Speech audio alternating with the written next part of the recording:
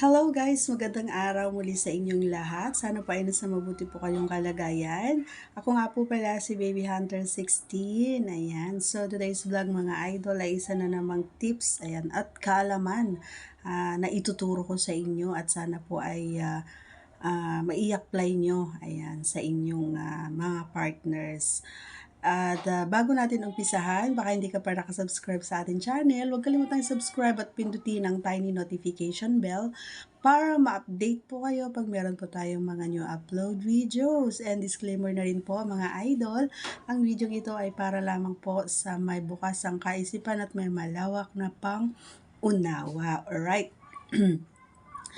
At bigyan niyo na rin ako ng opportunity na i-shout out sa mga sa mga nagpapa-shout out mga idol, no? Uunahin na natin kay Idol Joel Nasayaw, mega love shout out sa iyo Idol. Kay Alex Lug, mega love shout out. At kay Idol Buildsrat, mega love shout out din. To Patmers TV, mega love shout out to you, and to Emerson Dumlao, mega love shout out din sa iyo. To Luis Channel, shout out to you, and of course mega love shout out to Reza Nori, mega love shout out to also to The Great Shot na mega love shout out to you idol. Ayan ang ating mga friends na gustong magpa-shout out. Ayan. At sa ating mga nagpapa-member, mega love shout out also to CJ. Alright. So marami na akong naituro ng mga idol at sana ay nai-apply nyo nga sa inyong mga partners ito. At for sure naman ay paano ay habang ginagawa nyo ito ay nadagdagan ng kaalaman at mas naging okay ayan yung mga the moves ng bawat isa sa inyo. Alright. So ang topic natin mga idol ngayon ay hindi talaga ito aayaw. Ayan, si babae. Ayan, hindi aayaw ang babae kapag ito ay ginawa mo sa kanya. Ayan, sa kama. Kasi nga, gaya nga ng sinasabi ko lagi, idol, kapag unang-una, idol, no, unang-una, ang dapat na gawin ay mag-focus. Ayan, mag-focus ka sa gagawin nyo. At saka dapat wala kang ibang iniisip. Ayan, dapat klaro, ayan, klarong-klaro yung nasa isip mo na yun nga, gaya ng sinabi ko, nakafocus ka lang doon kay partner, hindi mo kailangang mag-isip ng kung ano-ano, 'di ba? Kailangan na naka full attention ka para naman mararamdaman kasi yan ng babae mga lods, no? Kapag ikaw ay maraming iniisip, yung attention mo na sa ibang bagay, meron ba naman na nag-sex na nagse-cellphone, 'di ba? Nanonood ng TV or nakikinig ng music o di kaya nagbabasa ng dyaryo, walang ganon, di ba mga idol? So, dapat nakafocus ka lang. Importante rin dyan, idol, yung eye-to-eye contact. Yan yung napaka-importante. So, wag ninyong kakalimutan yan. Kasi para alam mo yung, parang halimbawa, hindi siya ma-vocal. Ibig sabihin, hindi siya yung nagsasalita, mahihain, kumbaga. So, idinadaan niya na lang sa eye-to-eye contact. So, dapat lagi kayong nagkakatinginan para sa pamamagitan nun ay nagkakaintindihan at nagkakaunawaan kayo na yung bagay na ginagawa mo sa kanya, idol, ay doon mo makikita sa mata niya Halimbawa ay pumikit na, ibig sabihin nagugustuhan niya yung ginagawa mo, 'di ba? Yung alam mo yun, yung talagang yung pleasure niya na ay nakuha niya na, 'di ba? Isa pa dito yung communication, 'di ba mga idol? Laging sinasabi ito, importante rin ito, napaka-importante, communication. Hangga't maaari, mga idol, tanungin mo yung partner mo kung or kung saan banda yung alam mo yun, yung nakukuha niya yung pleasure niya.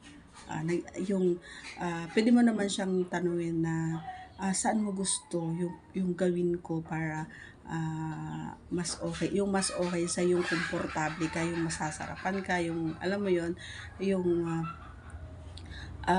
sabihin mo sa akin. Pero kung hindi naman niya masabi, idol, ay subukan mo idol, no? Or hindi lang subukan, gawin mo ito.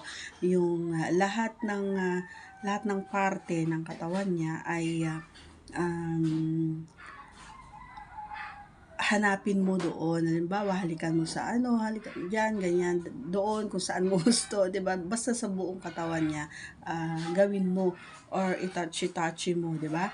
Para naman malaman mo doon pa lang kasi pag magsasalita naman yung babae, 'di ba, mga idol? Nagsasalita kami. May maririnig ka niya. Ang sarap niyan, ang galing mo, yan ang gusto ko, dyan yung gusto ko, ang sarap, dyan, ang sarap ng ginagawa mo dyan, yun. Doon pa lang, makakapagsalita na siya. So, napaka-importante talaga yung communication. Sa pamamagitan nun, at saka focus, sa pamamagitan nun, malalaman mo na, ay, yun pala ang gusto niya. So, next time, doon ka na magfo-focus doon sa sinabihan niya ng gano'n na gusto niya, okay? At syempre, hindi lang naman minsan, kasi hindi lang naman porket mag-asawa, mag-jowa na, hindi naman ibig sabihin nun ay hindi na kayo pwedeng gumamit ng, alam mo yon, yung mga toys, di ba? Minsan kasi may mga babae na mahirap talagang makapagpalabas, diba, mga idol? So minsan, mas prefer nila or mas gusto nila yung ginagamitan sila ng mga toys. Ayan. So, hindi naman masama na gumamit ng mga ganun, idol, para mas madagdagan yung pleasure, yung para maaros ka agad si babae, 'di ba? Importante din 'yun. So, walang masama sa paggamit ng mga toys. Ayan. Kaya, huwag kayong mahihiya, yan, sa mga babae or sa lalaki, huwag kayong mahihiya na okay lang ba, na tanungin na okay lang ba, na gamitan kita nito, para malaman mo kung gusto niya or hindi, 'di ba? At hindi naman porket na naggumamit ka ng ganun sa kanya, ay bibiglain mo na lang. Siyempre, dahan-dahan, mga idol. Alright?